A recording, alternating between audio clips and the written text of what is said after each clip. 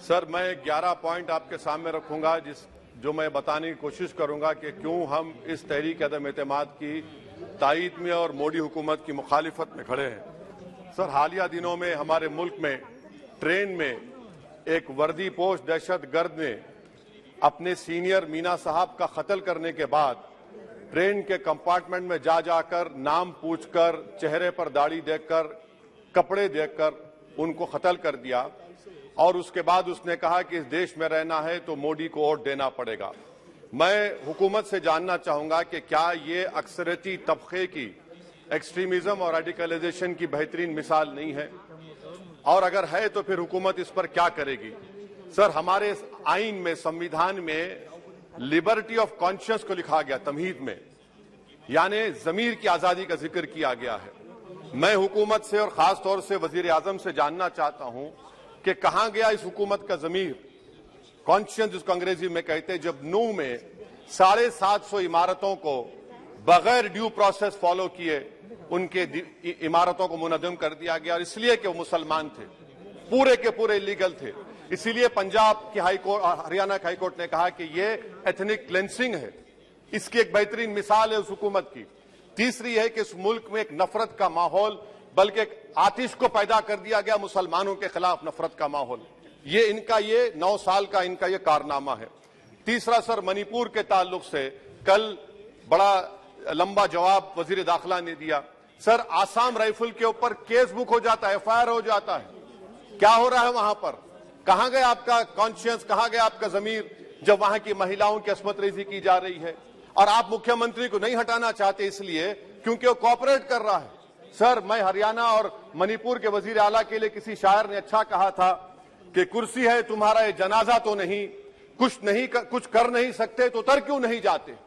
आखिर कहां गया? उन ताबूतों में खो गया कि आपका कॉन्शियस, आपका जमीर, जहां पर 50,000 लोग बेघर हो गए, यानी 6 लाख हथियारों को लूटा जा रहा है। आखिर कौन सा आप इंचार्ज वहां पर हैं? सर, 14 पॉइंट हिजाब को एक मसला बना दिया गया और मुस्लिम बच्चों को तालीम से महरूम कर दिया गया। क्या ये आपका लिबर्टी ऑफ कॉन्शियस है? कहां गया आपका जमीर? सर, अभी आपने फाइनेंस मिनिस्टर साहबा ने कहा, यहां पर DMK के मोहतरमा कनीमोजी ने महाभारत के द्रौपदी का जिक्र किया। मैं ये पूछना चाहता हूं, बिल्किस बानो इस देश की बेटी है या नहीं? जिस बिल्किस बानो को 11 लोगों ने रेप किया, प्रेग्नेंट थी, उसकी मां का रेप किया, उसकी बेटी को कत्ल कर दिया, उसकी मां का कत्ल कर दिया, आपने कातिलों को रिहा कर दिया। ये आपका कॉन्शियस है? ये आपका कॉन्शियस है? आप तो मेजोरिटेरियन पॉलिटिक्स को फरोग दे रहे हैं। सर, आज चाइना के ऊपर कोई नहीं बोलते हैं। प्रधानमंत्री मोदी ने उस वक्त 2013 में जब प्रधानमंत्री नहीं थे, कहा था कि समस्या बॉर्डर पर नहीं, दिल्ली में है। अगर हम अपनी जमीन पर हैं तो डिसएंगेजमेंट क्यों कर रहे हैं?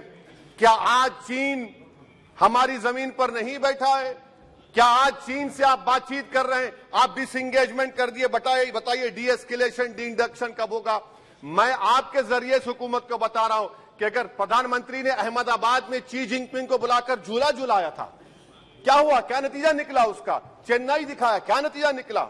सर, इसलिए चीन पर बोलिए, चीन को उखाड़ कर फेंकिए। सर, और एक पॉइंट जिस पर मैं मुखालिफ तायीद में खड़ा हूं, हाई इन्फ्लेशन है इस मुल्क में, हाई अनएम्प्लॉयमेंट है, स्टैग्नेटिंग कंजम्पशन है। इसकी वजह से महिलाओं में हाई एनीमिया लीड कर रहा है। ये हुकूमत इसकी जिम्मेदार है।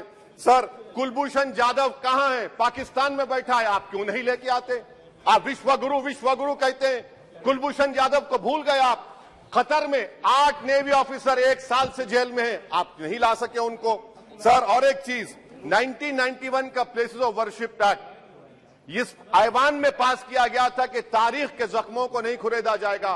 आप खुरोद रहे हैं उनको। मैं आपको इंतबाह दे रहा हूं, वार्न कर रहा हूं, इस मुल्क को 90 के दहे में मत लेकर जाइए।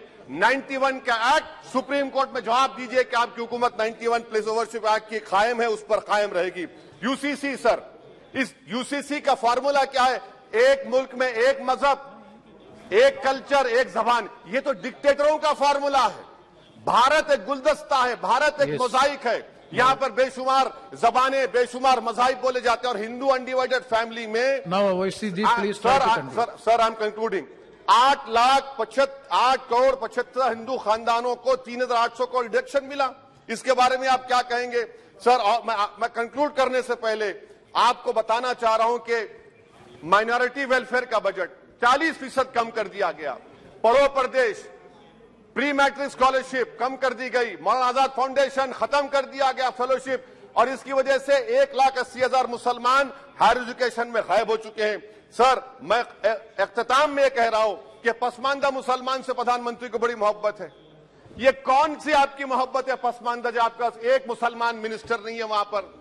इखलाक से लेकर पीलू खान से लेकर अफान अंसारी से लेकर लुकमान अंसारी, मॉब लिंचिंग पूरे पसमानदा मुसलमान की होती है। पावरलूम बंद है अंसारियों के, कुरैश बरादरी का कारोबार बंद किया जाता है।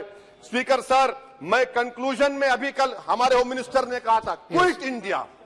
अगर इनको मालूम हो जाए कि क्विट इंडिया का नारा एक मुसलमान ने दिया था तो वो भी नहीं बोलेंगे। वो नहीं मालूम था उनको। उसका मैं कंक्लूड कर रहा हूं, उसका नाम यूसुफ मेहर अली था सर। यूसुफ मेहर अली ने क्विट इंडिया का नारा बनाया, जिसको महात्मा गांधी ने सारे देश में एक पैगाम किया। मैं कंक्लूड कर रहा हूं सर, इस देश में अगर आज क्विट इंडिया करना है तो कहना पड़ेगा चाइना क्विट इंडिया। जो गौ रक्षक है, जिसका नाम मोनू है, वो आपके लिए मोनू डार्लिंग बन गया है, उसको कहिए क्विट इंडिया। सर, जो लोग तुष्टीकरण की राजनीति आप कर रहे हैं, आप हिंदू अक्सरियती लोगों में हथियार बांट रहे हैं, ये आप देश के लिए खतरा पैदा कर रहे हैं। Sir, I'm concluding। इसीलिए हम आपसे अपील कर रहे हैं कि हुकूमत से कह रहे हैं कि आप जो सियासत कर रहे हैं इससे नुकसान देश को होगा।